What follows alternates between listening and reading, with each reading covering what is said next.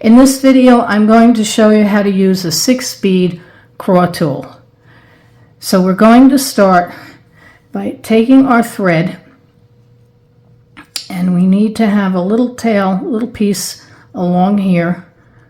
And you can either hold it with your thumb, or what I like to do is I have a little piece of Scotch tape. So I'm just going to take this little piece of Scotch tape, and I'm going to tape the thread. So now I don't have to worry about what my left thumb is doing. And we're going to go through, we're going to start the craw like we would normally start any other row. So we go through one fake bead, and we're going to pick up 3 to start, back through the fake bead. And then we go through the 1 bead and through the next fake one.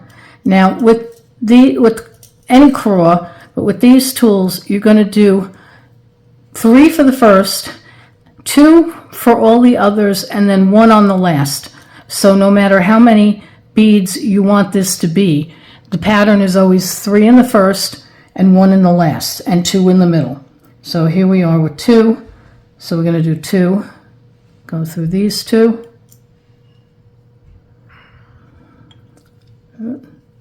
Yeah. And then I need to go through the next fake bead. And I'm using 8 O's now, but you can use 11 O's, you can use any size. Now we're going to go through the last bead and the fake bead.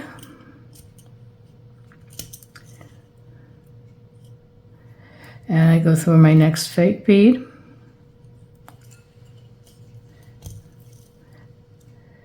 And I pick up 2 and go through the last and the fake. And I go through my next bead. And I pick up 2. I go through the last and the fake. Now this is the last bead. Now normally, most of the videos you've seen, you go through this bead just like you did the others. I'm not going to do that. I'm going to go up this bead here. And the reason I want to do that is because when you come back around this way, you only have to go through this bottom bead once. And when you take this tool off your beads, it's easier if this only has 1 thread through it and not 2. So we come down here, and I also tend to do the last bead this way anyway, because it's 1 step less than if you were to do it going through this bead and going all the way around. You actually you go through 1 last bead. So we're going to go through up. Now we have to connect our 6 on the top. So we're going to do 1, 2, and do 2 at a time. And then you're going to do 3, 4, and then we're going to do 5, 6,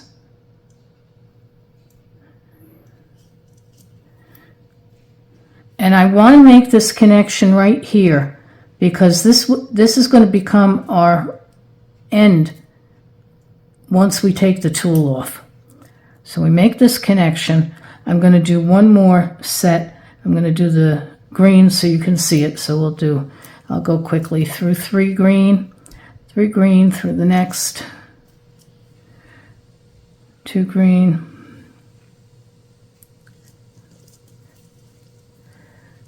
through the next, 2 green,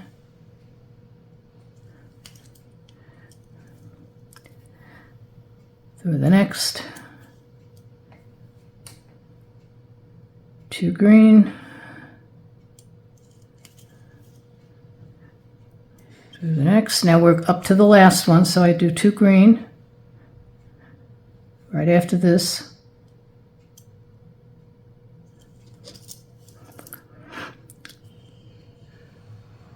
And I am going to go up the last green that I did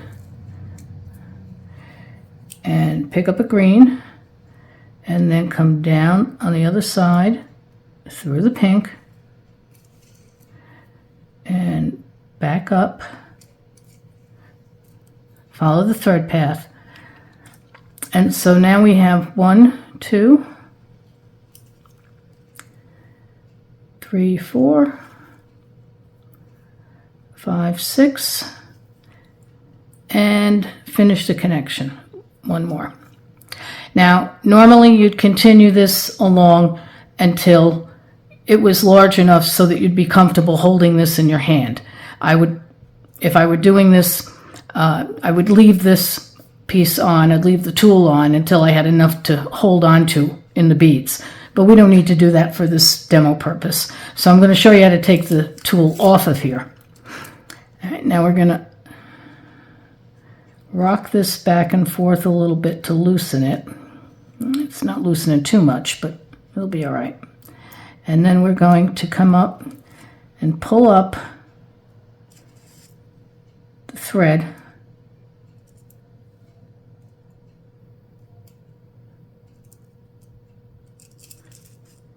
from the last row, or the first, should be the first row. I'm sorry, it's the first row you did, but it's at the very end of the piece. And you'll see those beads popping off.